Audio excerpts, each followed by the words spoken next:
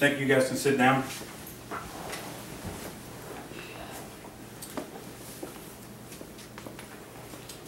Thank you all for coming. Today I'm going to give you a presentation on soccer, the biggest sport on earth. Now, I have a section for questions at the end of my speech, so just hold your questions till then. I'll let you know when we can get to those, okay? Thank you very much, guys. Now, on my presentation today on the biggest sport on earth, I'm going to present to you the facts on why soccer is the biggest sport worldwide. We're talking about a sport that transcends race, politics, class, cultural, or language differences. Now, these language differences, these cultural boundaries, all these international boundaries that are around the world are completely transcended, and they mean nothing when it comes to soccer. Now, to do this, I'm going to present three main points. Point number one would be statistics. Number two would be the social divide that exists internationally. And the third point would be money. Now, let's begin with statistics. Now, on the cold hard facts, on the numbers why soccer is the biggest and greatest sport on earth, we're looking at the numbers because statistics present to us facts. No opinions or matter of play or different cultures, but the actual numbers. Now, in comparison to big events, or worldwide huge events like the Super Bowl and the World Cup. Let's take, for example, the Super Bowl. To date, the biggest Super Bowl in the world was viewed by 111 million viewers. That is phenomenal. 111 viewers saw the Super Bowl.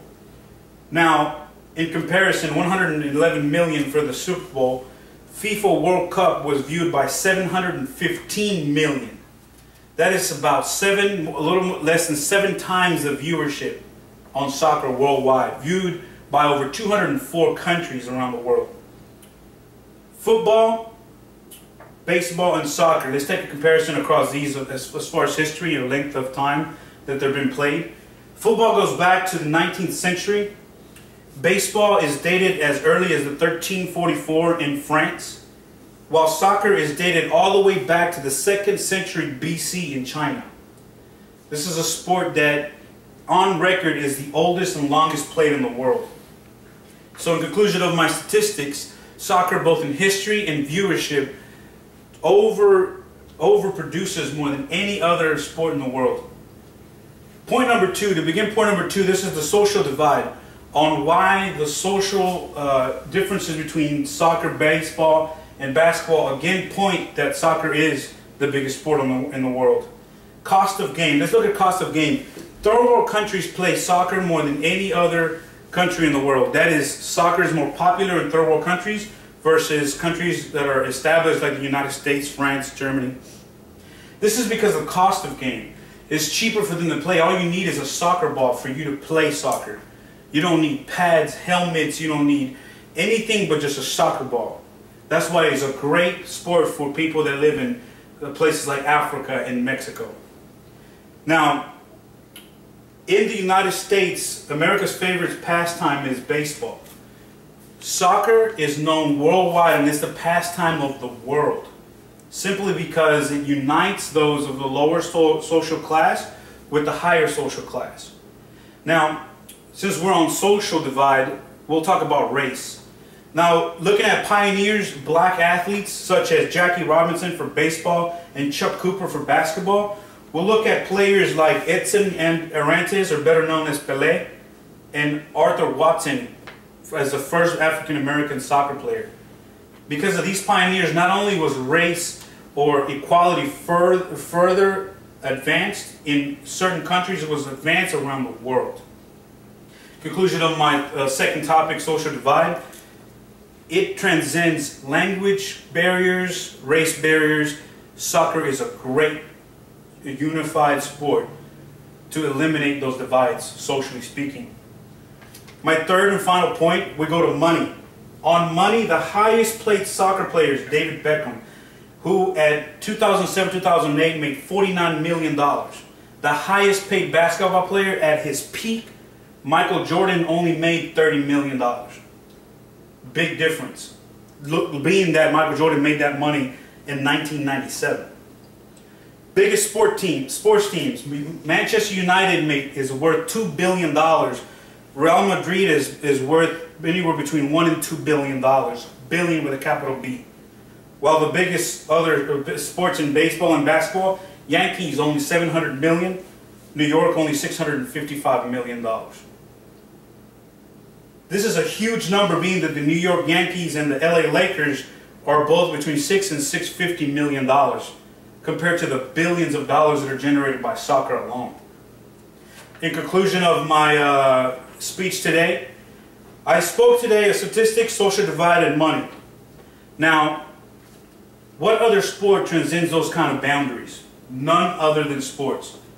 Both on the money side, on the statistics alone, and the social divide, soccer is the biggest and most popular sport in the world. Now we've reached the time for our questions. I'm going to give each and every one of you an opportunity to ask me some questions. Do you have any questions for me right now? If soccer generates so much money, why isn't it big in the U.S.? Now, soccer generates a lot of money and is not big in the U.S. mostly because of the cultural differences.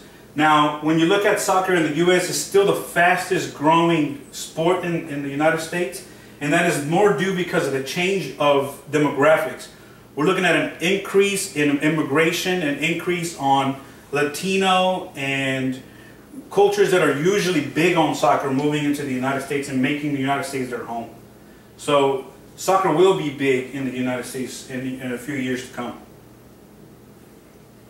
The first time the U.S. tried to have a major league, it failed.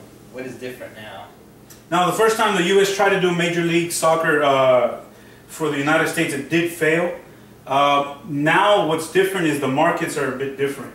If you look at a stadium like Reliant Stadium, whenever international teams play, it is packed, mostly because, as I mentioned before, the demographics exchange. There's more Hispanics, there's more Latinos, and it's growing across the nation.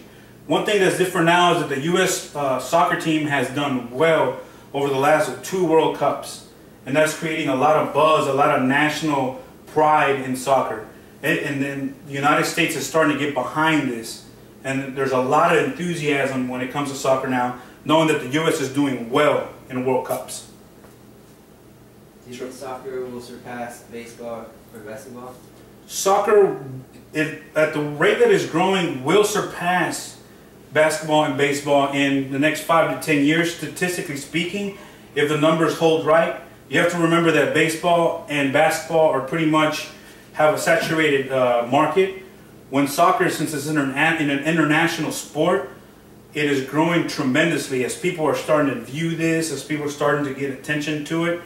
And companies like Coca-Cola, Budweiser are starting to inject money into these into soccer, just like they are in basketball and baseball.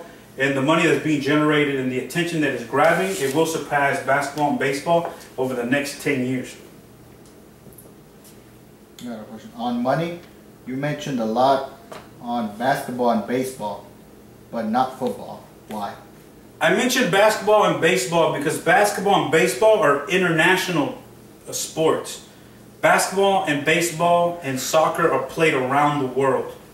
Not to say that American football is not played around the world, but there only exists 2, maybe 3 markets for NFL, and that being the United States primarily, and some of Canada, Mexico, possibly some in Europe. But NFL is not widely played, is not widely viewed, mostly because people see rugby as the #1 sport in comparison to football in Europe.